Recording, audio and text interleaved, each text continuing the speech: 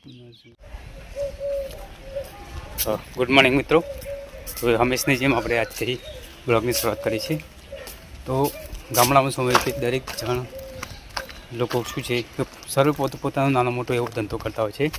તો આજે હું તમને એક અમારા પાડોશમાં જ રહે છે, તો તેમનો હું બિઝનેસની વાત કરું. તેઓ ખેતી પણ કરે છે, પશુપાલન પણ કરે છે અને એક નાનો ધંધો કરે છે ખમણ વેચવાનો. તો એ ઘરે હોમમેડ બનાવે છે અને આજુબાજુના ગામમાં સપ્લાય કરે છે અને એ રીતે તે પોતાનું જીવન જરૂરિયાત ચલાવે છે અને સારા એવા પૈસા કમાય છે. તો ગામડામાં આવું હોય, દરેક લોકો પોતપોતાની રીતે ધંધો કરતા હોય અને જીવન ચલાવતા હોય છે.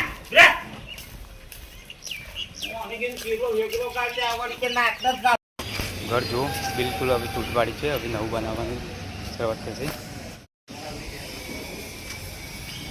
કંઈક આ રીતનું વ્યૂ છે ઘરમાં. અને જો જૂના જમાનાની સીડી બિલકુલ પણ સડી નથી, કેટલા વર્ષ થઈ ગયા. ઘરના અંદર જે લાકડા વાપરતા ને કેટલા મજબૂત હતા. ગઈકાલે મારે ટાઈમ નહોતો બતાવવાનું, નહીં તો હું તમને બતાવું.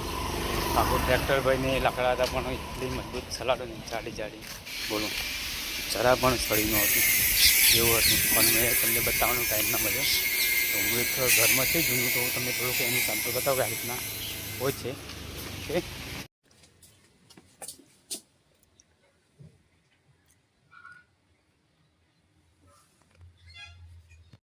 જૂનવાણીના ઘર મિત્રો, ગરડાવાળીના પહેલાંમાં જમાનામાં કેવા ઘર હતા એ તો અમને બતાવ્યું કે નાની ઝલક. તો અહીંયા તો અત્યારે ગોડાઉન તરીકે ઉપયોગ થાય છે. પણ જો તમને બતાવું, આ રીતના એક લાકડાના બનાવતા હતા.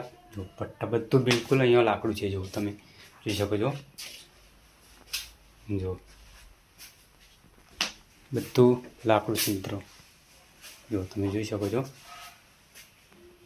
આગળ જે મેં તમને વિડીયોમાં વાત કરતો હતો, રસ્તામાં બતાવ્યું કે આ રીતના એક પિલ્લર હતા, તો એમાં આ રીતે લાકડા હતા મિત્રો. જો આવા મજબૂત. જો દિવાલોમાં જે અત્યારે જો છે ને કોન્ક્રીટના અને પથ્થરના તમે સ્લેબ ટેકા તરીકે ઉપયોગ કરતા હોય છે, તો પહેલાં જમાનામાં કંઈક આ રીતે ઉપયોગ કરતા જો લાકડું. અને એ લાકડું અત્યારે પણ જો મજબૂત જ છે.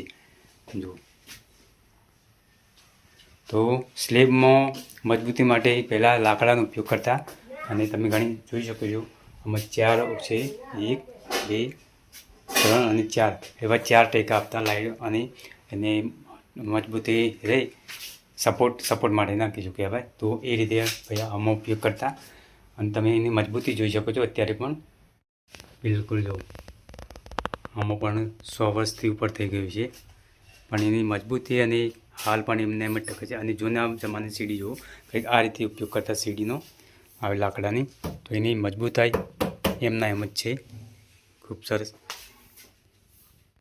જૂના જમાનાનું આખી પાણીયારું છે. પાણીને તમે મૂકવા માટે અહીંયા અત્યારે જો કોથળીઓ મૂકી છે આ રીતે. નીચે પાણી મૂકતા, અહીંયા પણ પાણીની સગવડ. પાણીયારું પહેલાં આવું હતું. હોતી ને મિત્રો, ત્યારે ફાનસનો ઉપયોગ કરતા, લાલટેનનો. તો હું તમને લાલટેન બતાવું. જૂના જમાનાની લાલટેન છે ફાનસ. અને એક અહીંયા હતી, કદાચ તૂટી ગઈ, નીચેથી પડી ગઈ લાગે છે કાચની. આ રીતે ફાનસનો ઉપયોગ કરતા હતા.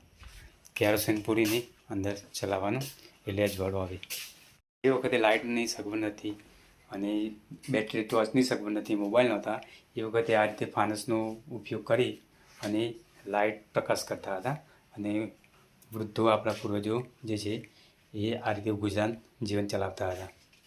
અહીંયા તમે જોઈ શકો છો, આ રીતે વસ્તુ ભરવા માટે આ રીતે લાકડાનો રીતે ઉપયોગ કરતા. ખૂંટ બનાવતા, જે દેશી ભાષામાં ખૂંટ કહેવાય. તો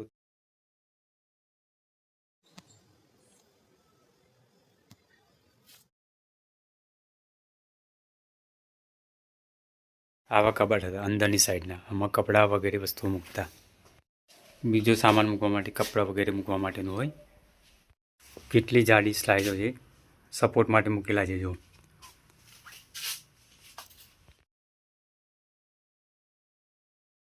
દરવાજા જો મેં તો કેટલા મજબૂત છે. જો આ દરવાજા અત્યારે પણ એમના એમ જ છે બિલકુલ. જો જરા પણ એમાં ખરોચ નથી આવી, ઉધાવ નથી આવી.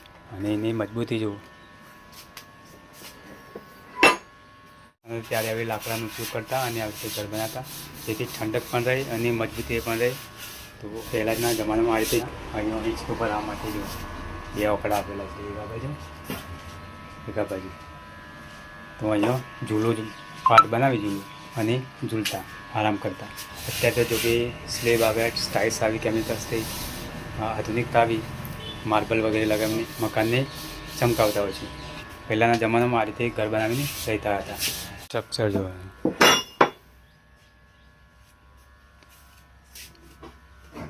અહીંયા પણ છે, આ બાજુ સીડી છે ઉપર જવાની, એ પણ લાકડાની છે.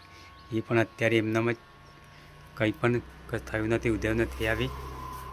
આ બાજુ ઉપર જવા માટે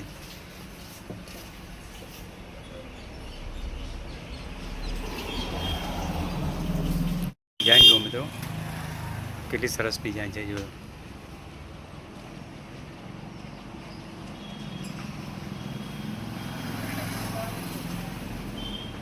ના જમાનાનું ઘર અને અત્યારે નવા જમાનાનું ઘર તમને બતાવો. સામે જુઓ ડિઝાઇન. મિત્રો લાઇટો નહોતી, ટોર્ચો નથી, તો તે વખતે અજવાળ કરવા માટે આપણે દીવા કરતા. લેમ્પ છે કે ભાઈ દિવેટ અથવા કપડાનું એક દિવેટ બનાવી એમાં તેલ એ દિવેલ વગેરે વેડીને દીવો કરતા. એક વોક બનાવેલા છે, તો આમાં મૂકી દેતા મિત્રો બે બાજુ દીવા. હું તમને બહારના રૂમમાં બતાવું. ત્યારે દીવા કરતા અને અજવાળ કરતા પ્રકાશ માટે. તો આવા આ ખોડિયા કહેવાય. જૂના જમાનાની જે ભાષા છે એમાં ખોડિયું કહેવાય. તો આ પરણાય કહેવાય, આપણી ભાષામાં પરણાય. તો આમાં આપણે દીવેટ કરતા તેલ વેડીને, અને પ્રકાશ માટે અહીંયા બીજું કાળું ન થાય એટલે અહીંયા આ રીતે મૂકી દેવાનું. આ રીતે તો આ રીતે પહેલાં જમાનામાં અજવાળ કરતા અને લાઇટમાં રહેતા હતા. આ બાજુ અને આ બાજુ વસ્તુ હોય, જરૂરિયાતની વસ્તુ હોય એ મૂકવા માટે આવા કબાટ બનાવતા. પહેલાં આવું હતું કબાટ. અત્યારે જો કે જુઓ, પહેલાં આમાં કપડાં વગેરે વસ્તુઓ મૂકતા, જીવન જરૂરિયાતની વસ્તુઓ મૂકતા અને ઘરેણાં વગેરેની સુરક્ષા મેળવતા.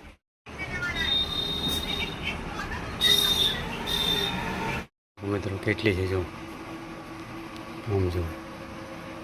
લાઇટિંગની શરૂઆત થઈ લાઇટિંગની, ત્યારે એનું લાઇટિંગ કેવું હતું એ તમને બતાવું. ઉપરની જે સ્વિચ ઓન ઓફ કરવાની, તો હું તમને બતાવું. જો બતાવું, અહીંયા એક બોર્ડ લગાવેલ છે મિત્રો. બોર્ડ જો છે એ નવું છે, પણ એનું જે આગળનું જે લાઇટિંગ કરેલું છે, લાઇટ ફિટિંગ, એ તમને બતાવું. આ પટ્ટી જુઓ, આ પટ્ટી છે ને એ પહેલાંનું જે વખતે લાઇટ આવી નવા તે વખતનું લાઇટિંગનું છે. પહેલાં આ રીતે લાઇટિંગ થતું, જો ફિટિંગ આ રીતે પટ્ટી હતી, આ રીતે પટ્ટીમાં. અને ત્યારબાદ મિત્રો આ પાઇપમાં આ રીતે આવે મિત્રો. અહીંયા જો ઉપર આ લાઇટિંગ ઉપર જાય, આ નવું લાઇટિંગ છે. પેલું જે બતાવ્યા પટ્ટી જૂનું લાઇટિંગ. તો અહીંયા શું છે, અહીંથી સ્વિચ પાડો ને તમે અહીંયા, એટલે અહીંયા ઉપર લાઇટ થાય. હું તમને બતાવીશ. અત્યારે લાઇટ બંધ છે. અહીંયા જો સ્વિચ પાડું, જો લાઇટ ઉપર થઈ ગઈ. ચલો ઉપર જઈને બતાવું તમને. તો આ બહુ જૂનું મકાન છે. તો અહીંયા જો આ જૂના જમાનાની પટ્ટી, આ લાઇટ ફિટિંગ છે. પહેલાં આવું લાકડાનું હતું, અહીંથી ખોલી દો એટલે અંદરથી વાયર નીકળે અને આ રીતે સ્વિચ હોય છે. હા,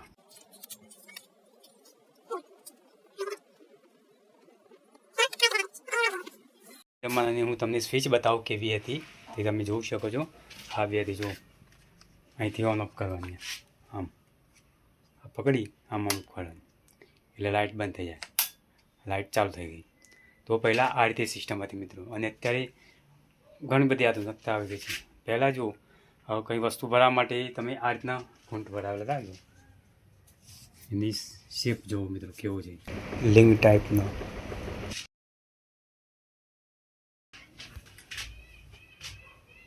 હા જો વ્યક્તિ નીચેથી ઉપર આવે અને અહીંયા ઉપર જ રહેવાનું હોય, સૂવાનું હોય, તો વ્યક્તિ અહીંથી લાઇટ બંધ કરે, અહીંથી, બરાબર. અને નીચે કોઈ હોય, નીચે જવાનું, તો અહીંથી માનો કે નીચે આવે. ચલો હું તમને એક્ઝામ્પલ બતાવું. તો નીચે આવે તો નીચે કદાચ તમે ઉપરથી લાઇટ બંધ કરવાનું ભૂલી ગયા, તો નીચેથી સ્વિચ હોય તે નીચેથી લાઇટ બંધ કરી દે. તો પહેલાંની સિસ્ટમ મિત્રો આવી હતી. પહેલાં પણ રિમોટ નહોતું એવું નહીં, પહેલાં પણ રિમોટને જેવું જ કામ કરતા હતા. આપણે ઉપરથી નીચે આવી ગયા અને લાઇટ બંધ કરવાનું ભૂલી ગયા, તો અહીંથી લાઇટ બંધ કરી દીધા આ રીતે. આ તો જો કે બોર્ડ નવું છે, બાકી ઉપર બતાવે જૂનું છે, તો આ રીતે લાઇટ બતાવે એટલે ઉપર બંધ થઈ જાય. તો આ રીતની સિસ્ટમ હતી મિત્રો. બદલાતું ગયું ગયું તેમ તેમ લાઇટ ફિટિંગની પણ સુવિધા બદલાતી ગઈ. અત્યારે તો સેન્સરવાળી આવી ગઈ અને રિમોટવાળી ઓન ઓફ કરવાનું. તો પહેલાંના જમાનાની હું વાત કરું છું. તો આ સાથે આજનો આ બ્લોગ અહીં આપણે પૂરો કરીશું.